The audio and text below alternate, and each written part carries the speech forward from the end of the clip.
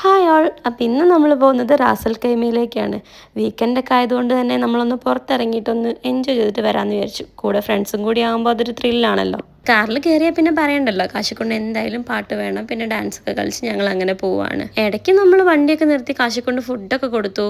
കഞ്ഞി കുടിപ്പിക്കാനുള്ള ഒരു അഭ്യാസം വേറെ തന്നെയാണ്. ഫുഡൊക്കെ കൊടുത്തു കഴിഞ്ഞ് നമ്മൾ നേരെ പോയതൊരു ഫാമിലേക്കാണ്. ആ ഫാമിലെത്തിയപ്പോൾ വേറൊരു വൈബായിരുന്നു. നമ്മൾ നാട്ടിലൊക്കെ പോണ പോലെ വയലിൽ കൂടെ നമ്മൾ നടക്കില്ലേ, അതുപോലെ ഒരു ഫീലിംഗ് ആയിരുന്നു. കുന്നും മലയും പിന്നെ രണ്ട് സൈഡിലും പുല്ലും ഒക്കെ ആയിട്ട് നല്ല ഭംഗിയുണ്ടായിരുന്നു കാണാൻ വേണ്ടിയിട്ട്.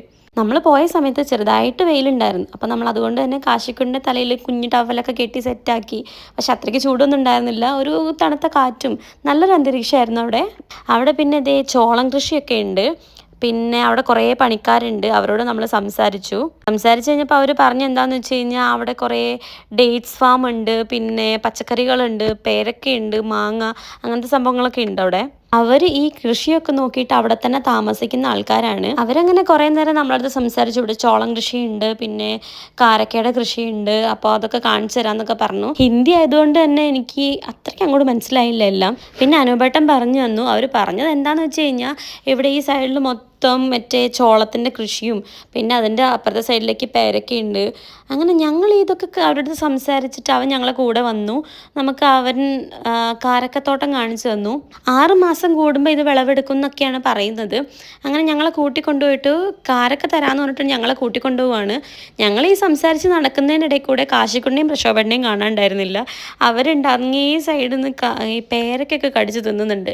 അങ്ങനെ ഇത് കഴിഞ്ഞ് നെക്സ്റ്റ് ഞങ്ങൾ അവിടേക്ക് പോകാമെന്ന് വിചാരിച്ചു. ഇതാണ് കേട്ടോ കാരക്ക തരാമെന്ന് പറഞ്ഞിട്ട് അവൻ കൊണ്ടുപോയ സ്ഥലം. അതിനുള്ളിലെത്തിയപ്പോൾ ഞങ്ങളിങ്ങ് ഞെട്ടി. കാരണം ഒത്തിരി കാരക്ക ഉണ്ടായിരുന്നു അവിടെ. ഒരു കവർ നിറയെ കാരക്ക അവൻ ഞങ്ങൾക്ക് തന്നു.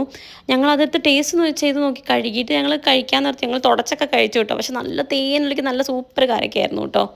അവൻ പറയുന്നുണ്ട് ഇങ്ങനെ വിസിറ്റ് ചെയ്യാൻ വരുന്ന ആൾക്കാർക്ക് നമ്മളിങ്ങനെ കൊടുക്കാറുണ്ട്, അപ്പം നിങ്ങൾ കൊണ്ടുപോക്കോന്ന് പറഞ്ഞിട്ട് വലിയൊരു കവർ അവൻ ഞങ്ങൾ കൂടെ വന്നിട്ട് ഞങ്ങളെ വണ്ടിയിലൊക്കെ വെച്ച് തരാൻ വേണ്ടി നോക്കി. പിന്നെ നമ്മൾ വാങ്ങിച്ചു, ഞങ്ങൾ വെച്ചോളാം എന്നൊക്കെ പറഞ്ഞിട്ട് അവൻ നമ്മളടുത്ത് അത്രയ്ക്ക് കമ്പനിയായിരുന്നു. നമ്മളെ കൂടെ വന്നു, ഇങ്ങനെ സംസാരിച്ചുകൊണ്ടേ ഇരിക്കുകയാണ്. അവൻ എന്തൊക്കെയോ പറയുന്നുണ്ട്.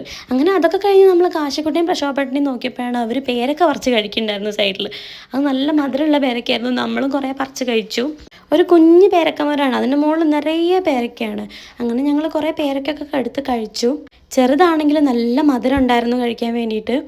പിന്നെ നമ്മൾ കണ്ടത് അവിടെ തക്കാളി ഉണ്ട്, കുറേ ആടുകളൊക്കെ ഉണ്ട്. പിന്നെ അവിടെ ഈ കൃഷി ചെയ്യുന്ന സ്ഥലത്ത് ചുരങ്ങ ഉണ്ടായിരുന്നു. അങ്ങനെ കുറേ ചുരങ്ങ ഉണ്ട് കേട്ടോ. അവർ നമ്മളടുത്ത് പറിച്ചോളാനൊക്കെ പറഞ്ഞു. അങ്ങനെ നമ്മളതൊക്കെ പറിച്ചു. എത്ര കണ്ടാലും മതി വരാത്ത അത്രയും ഭംഗിയുള്ളൊരു സ്ഥലമാണ്. അതെനിക്ക് ഒത്തിരി ഇഷ്ടമായി. അപ്പോൾ ഈ വീഡിയോ ഇത്രയേ ഉള്ളൂ. അപ്പോൾ നെക്സ്റ്റ് വീഡിയോയിൽ കാണുന്നവരേക്കും ടാറ്റാ ബൈ.